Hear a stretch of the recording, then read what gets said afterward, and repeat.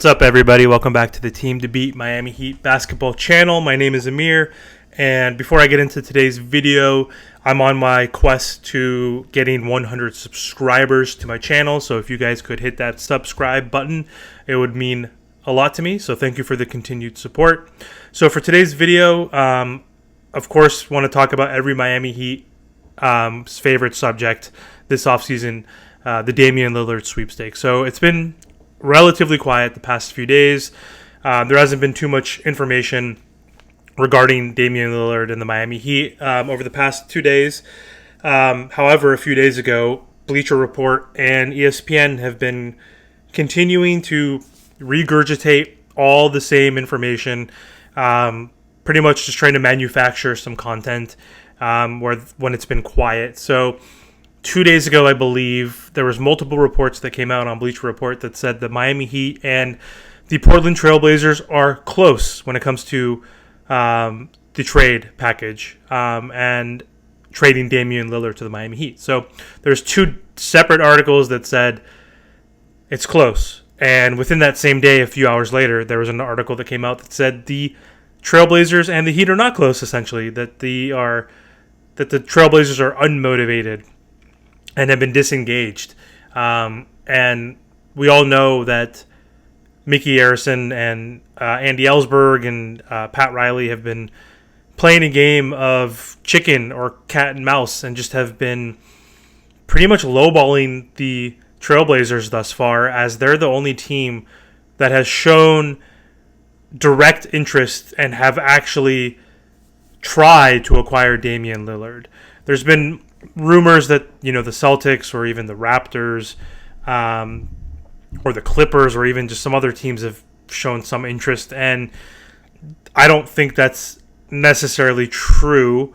Every team should have some sort of pulse on the Damian Lillard situation, but not a lot of teams have been as active as Miami, and the reason is he's mentioned he only wants to play for the Heat. His agent has told other teams that, don't trade for Dame, you're going to get a disgruntled superstar. So I think that's played a factor.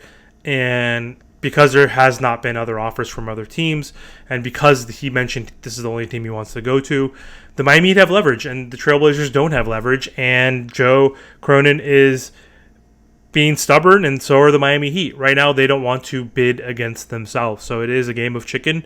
And we all know from the regurgitated reports that the Blazers want 4 first-round picks and, 2 young, talented players, or 4 picks and some sort of star or win-now player, as they said. So we already know what they want, and I'm assuming the Heat have been offering maybe 3 first-round picks instead of 4.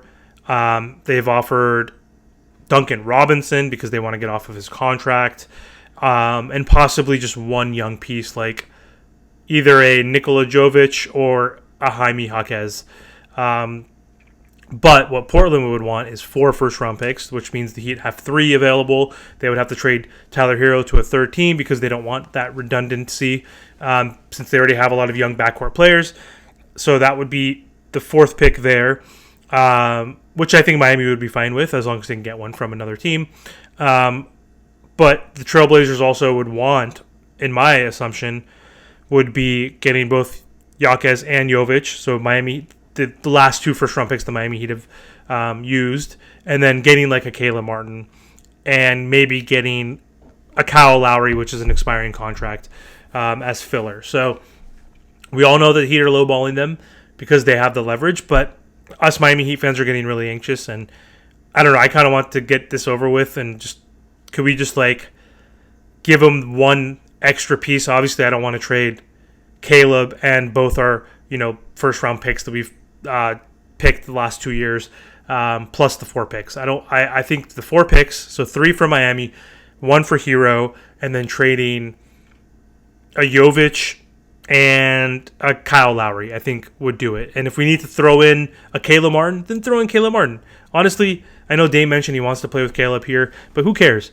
As long as our foundation is Bam, Jimmy, and Damian Lillard, we'll figure it out. We have players under contract like Jason Richardson, who's a former Heat player. He understands our system. He played for Coach Spo. He's a good two-way player. He can knock down the three and get some buckets for us.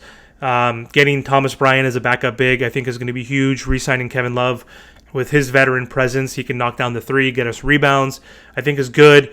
Signing, some cheap contracts like two-way players last year that now are standard contracts. Hayward Highsmith and Orlando Robinson, who's been balling in Summer League, which in my opinion doesn't say too much, but good signs that he's been doing well against that type of competition. So we do have, some players within the system and some good role players. And then, of course, if we have to give up a Caleb, then we might be able to retain a Duncan Robinson. And I wouldn't be too upset with having Duncan Robinson replacing Max Strus in the starting lineup and playing next to Dame Lillard, Bam, and Jimmy. Like, we already know the chemistry he has with Bam Adebayo, with the DHO, and also the ability for Duncan to spread the floor with Dame would be crazy. Like, Damian Lillard, of course, is going to be double teamed, and if you double team him, then you're giving Jimmy Butler and Bam Adebayo the opportunity to play one-on-one from the nail and below. And then so Tyler Hero, Duncan Robinson is going to create some gravity, obviously, because he's still a pretty good shooter, even though he hasn't been as good as he was, 3 years ago, but he's still a capable shooter, and he still built up his stock back in the playoffs as he got back into the rotation. And also, he showed that he has playmaking ability, right? Like, he was able to put the ball on the floor, he was able to cut really well, finish at the basket, get some lobs to Bam. So I'd be okay with that roster. We just figure out the rest with some inexpensive contracts. Like, players like Bol. I made another video saying the Heat should sign him as an inexpensive free agent, but he signed with the Suns either today, Sunday, or this was yesterday, Saturday. So they got a good deal. So, but there are some other players like that we could effectively sign, and maybe Christian Wood. I've done a video on that, and other Miami Heat content creators have done that as well, saying that, the Miami Heat possibly could sign a Christian Wood, who I think would be a great fit next to Bam Adebayo. So, not much news with Damian Lillard. It's been relatively quiet. The other news that I could talk about outside of Damian Lillard is, again, Hayward Highsmith. We signed him on Friday to a standard contract. He's only making $1.9 million, which is super cheap. He's 26 years old, still relatively young. He's a good 3-and-D player. He showed he's capable, especially on the defensive end, but he can also hit some threes. He needs to improve, but if he could shoot better from three, then, that's a great player. He averaged 4.5 points, 3.5 rebounds in 18 minutes last year. So played 54 games, made 11 starts.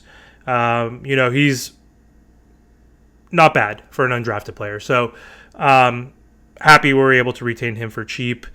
Some other news would be Goran Dragic has mentioned, and he's mentioned in the past, that he would love to come back to Miami and end his career in Miami.